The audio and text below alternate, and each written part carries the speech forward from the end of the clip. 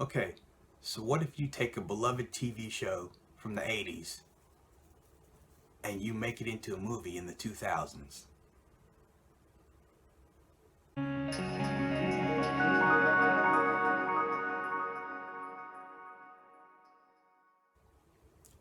Hey everybody, welcome back to Rewind, Relive, and Review. I'm Rick, and this is the show where we talk about movies, TV shows, and music. And today, I want to talk about a movie that used to be a TV show.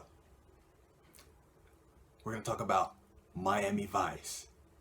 Now, this isn't the Don Johnson, Philip Michael Thomas TV show from the 80s, but this is the remake slash reboot movie that came out starring Collin Farrell and Jamie Foxx. This is an underrated gem. I love this movie. Let me tell you about it.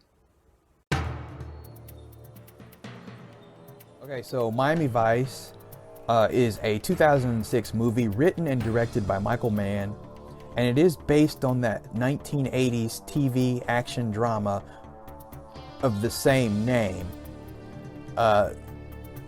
with a lot of differences though. This movie is more modern, more gritty as far as all the updates. For its grittiness, that's one of the things that I really loved about it.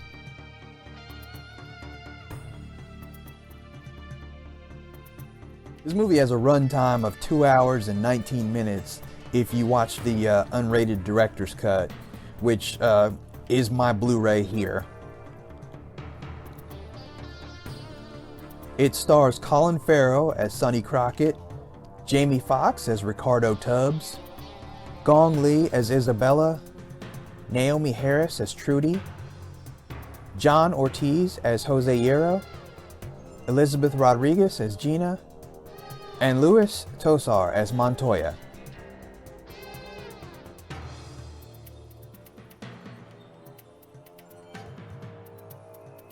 Okay, fun fact number one. Michael Mann had his actors actually train with real-life undercover law enforcement officers, adding more to that realism. Fun fact number two. The movie was filmed in Miami during the hurricane season. Production lost about 7 days of filming total due to Hurricanes Katrina, Rita, and Wilma.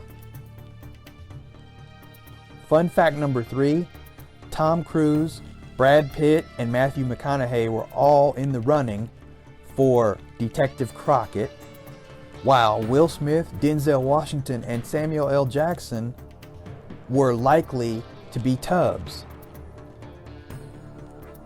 Alright, now for this movie's box office, it was budgeted at $135 million, and the gross was $164 million. And while that sounds like a profit, that actually hurt the studio, and I'll go over that in a little bit, because a lot of people were down on this movie. I don't know why. If you watch it for what it is a great movie. But I guess there's a lot of people that were just fixated on that old TV show, and they just didn't get it. Forget about the 80s nostalgia. This is what real undercover operations are like. Okay, as far as the film's plot, Crockett and Tubbs go undercover to bring down a ruthless drug kingpin, the Archangel de Jesus Montoya, and the Aryan Brotherhood that the cartel interacts with. Crockett uses Montoya's financial advisor in order to gather evidence, but he ends up in a secret relationship with her, complicating the undercover op.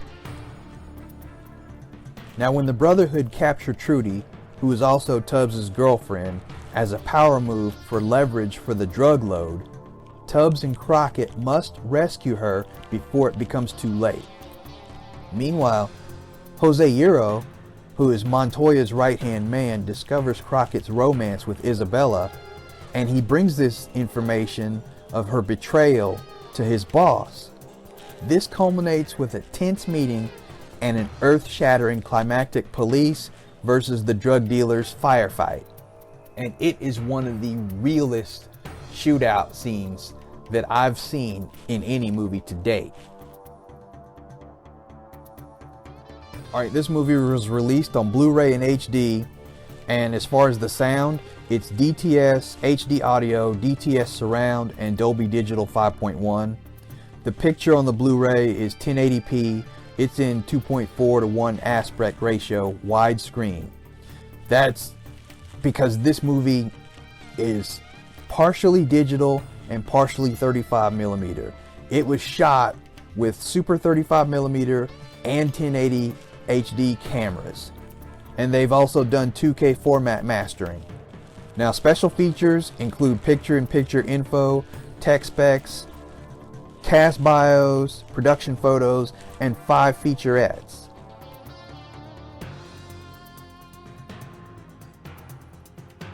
Now, for whatever reason, a lot of people didn't quite get this movie. I don't know if they were expecting pastel suits and alligators on boats like the TV show, but this movie was more real than you could have ever done in the 80s on network television. And believe me, Miami Vice in the 80s was gritty and outstanding for its time in the 80s, but I respect Mann's decision to go with a updated, more realistic approach in the film. It worked just so much better. Alright, so let's score it. Alright, for packaging, it's just your basic Blu-ray packaging, 1 disc. It's got some special features, like I said, but nothing major in the packaging. I'm going to give it a 3. For content, I am going to give it a 3.25 because it does have those extra features, but nothing overblown or anything that would just blow you away. Now for sound, I am going to give it a 3.5 because it does have wonderful HD sound. It isn't like Dolby Atmos like you would find on a 4K, so it's not going to get a 3.75 or a 4, but it's close to it, and I will give it a 3.5. So that makes the overall score 3.25 for this movie. And that's not bad for something that came out in 2006. You have to really respect that. And if you just glossed over this movie, you need to take another look at this movie and look at it with open, realistic eyes. This is not, again, the 80s TV show. This is down to earth and this is gritty. And this is what undercover work is all about. I implore you, watch Miami Vice again. It's powerful, especially from the closing gunfight to the very last scene before the credits roll. That's one of the things I really like and has really stuck with me about this movie. Okay, so now you see why I like Miami Vice so much. And I hope that if you haven't had a chance to watch it, stream it somewhere or pick it up, take a look at it, tell me what you think. If you have seen it, tell me what you think. And also, be sure and check out all our other videos. We got plenty of movies and TV shows. Comment, let me know what you like, let me know what you want to see in the future. Always like this video, share, subscribe, that way you don't miss anything. And I will be back with more soon. Stay positive, stay blessed. I'll see you again.